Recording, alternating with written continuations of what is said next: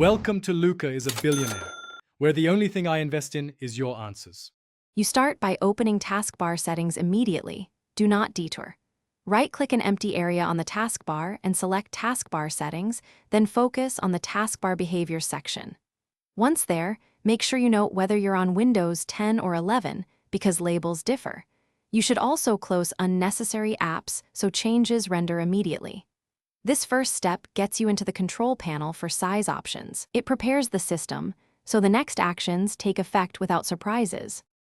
You'll now change the key size controls, locate small taskbar buttons, and toggle it to switch between compact and regular sizes.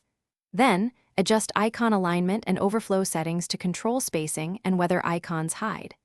If you're on Windows 11, use the Taskbar Behaviors menu to set alignment.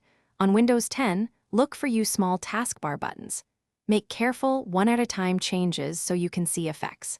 If something looks off, you can restart Explorer to refresh visuals. I'll explain how next.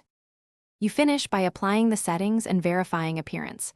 Sign out and sign back in if sizes don't update. If the taskbar seems frozen, open Task Manager, find Windows Explorer, and choose Restart. This forces the shell to reload and usually fixes visuals. Make sure to save work before restarting Explorer or signing out.